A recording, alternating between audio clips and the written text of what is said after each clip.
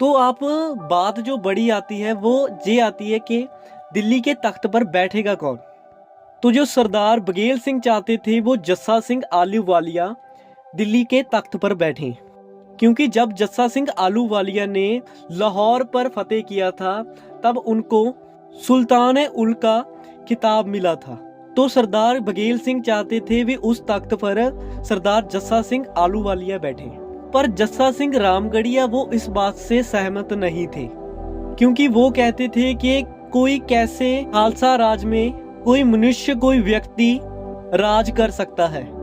तो इस बात से जस्सा सिंह आलूवालिया भी जो सहमत हो जाते हैं कि हाँ ये सही है।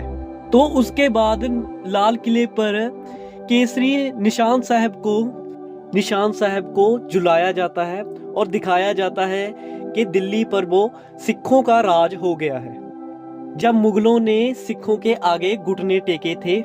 अब जिस सिंहासन पर बैठकर औरंगजेब फतवे सुनाया करता था, बाबा बंदा सिंह बहादुर को सजाएं दी गई थी और कितने ही मासूमों को सजाएं दी गई थी। अब ये बात चलती है कि इस सिंहासन का क्या तय किया जाए।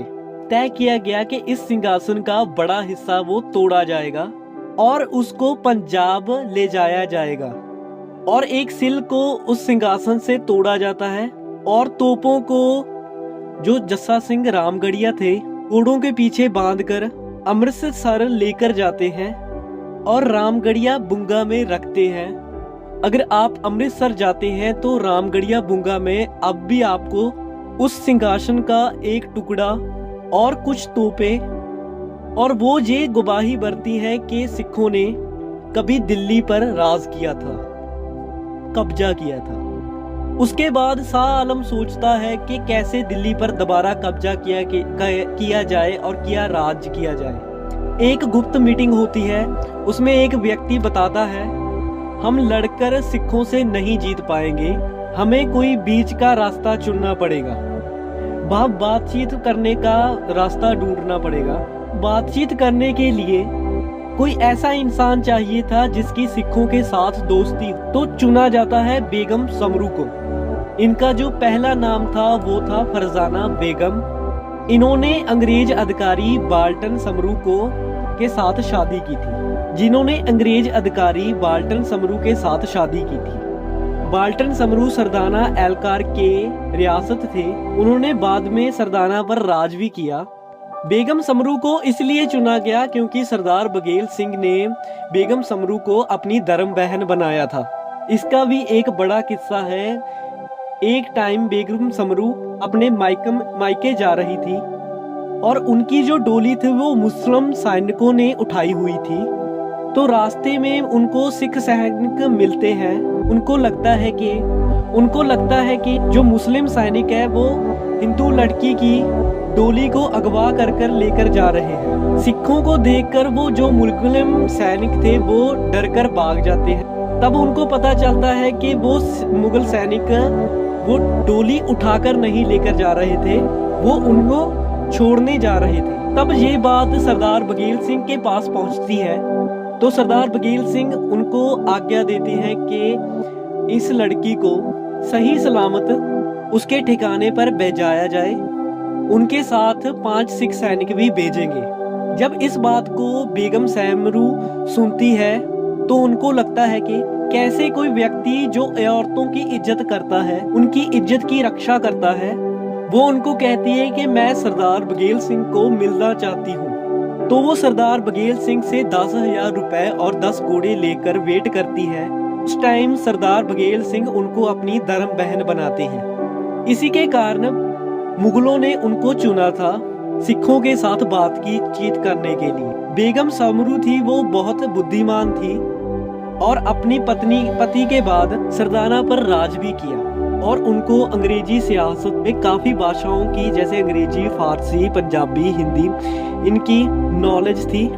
उन्होंने अंग्रेजों के साथ भी अच्छा व्यवहार किया क्योंकि उनके भी अंग्रेजों के साथ अच्छे संबंध थे और उन्होंने ईसाई धर्म अपना लिया था क्योंकि अंग्रेजों का राज लगातार बढ़ता ही जा रहा था। इसलिए उन्होंने सोची आगे जाकर अंग्रेज हमें तंग नहीं करेंगे। इसके कारण ईसाई धर्म उन्होंने अपना लिया और अंग्रेजों के कहने पर उन्होंने कई चर्चें भी बनवाई। अब जब वो बातचीत करने के लिए सरदार बघेल सिंह के पास जाती है, तब वो मान जाते हैं वो दिल्ली का किला है वो उनको छोड़ देंगे अगर शाह आलम हमारी ये कुछ शर्तें मान लेंगे।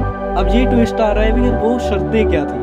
पहली शर्त ये थी वो ऐतिहासिक स्थानों को ढूंढा जाएगा और वहां पर गुरुद्वारे बनाए जाएंगे, ये पहली शर्त थी। दूसरी शर्त ये थी जो टैक्स में से आमदन होती है उसका 37% सिखों को दिया जाएगा। तीसरी शर्त ये थी कि जब तक सभी गुरुद्वारे तैयार नहीं हो जाते तब तक 4000 सिख सैनिक हैं वो दिल्ली में तैनात रहेंगे, वो दिल्ली छोड़कर नहीं जाएंगे। और आखिरी शर्त ये थी वो नुकसान जो दिल्ली में आने का लड़ने का हुआ था, खाने पीने का हुआ है, उसका जो भुगतान है वो शाह आलम को करना पड़ेगा।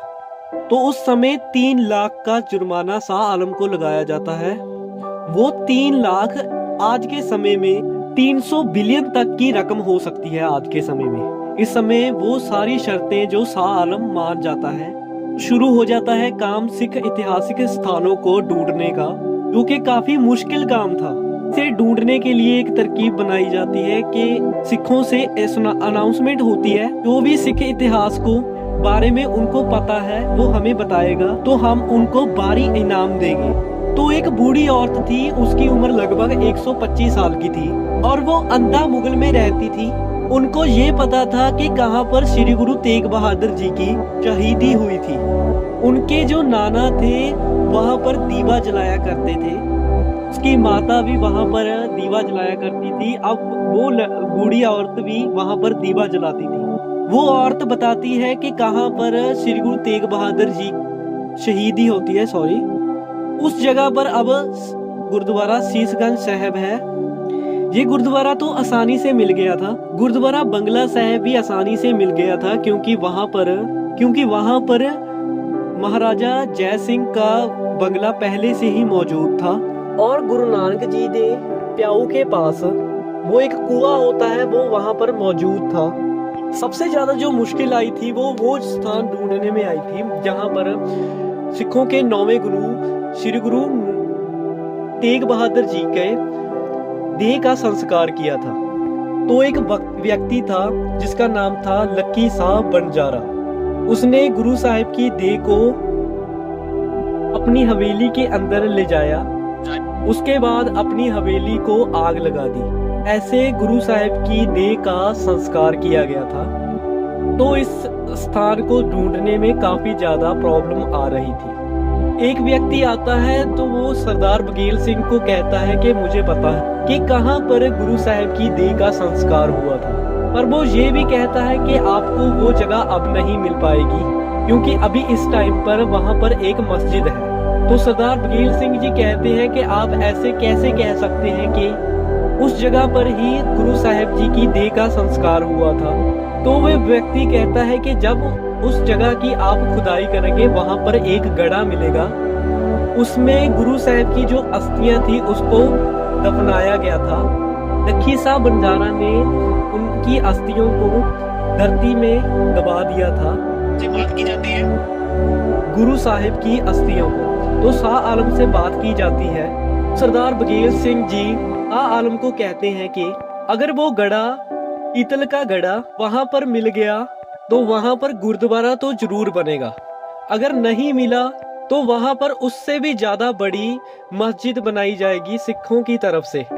तो उस जगह पर खुदाई की जाती है, वो अस्थियां गुरु साहिब की वहां पर मिल जाती है। अब वहां पर गुरुद्वारा वहां पर रुकाबगंज साहिब गुरुद्वारा बनाया जाता है। तो ये थी एक अनोखी कहानी जब दिल्ली पर सिखों ने कब्जा किया और अनेकों गुरुद्वारे दिल्ली में बनाए गए। गुरुद्वारा रकाबगंज साहिब, गुरुद्वारा बंगला साहिब, गुरुद्वारा शीशगंज साहिब, ये सब उस जीत के बाद ही बनाए गए थे। और ऐसी और स्टोरीज सिखों के बारे में और भारत के इतिहास के बारे में जानने के लिए इस चैनल को जरूर सब्सक्राइब करें, ताकि ये इंटरेस्टिंग स्टोरीज आपको दिखाई जाए, जिसे सुनकर हम भारतीयों को और पंजाबियों को गौरव महसूस हो। वीडियो को लाइक करना मत भूलना।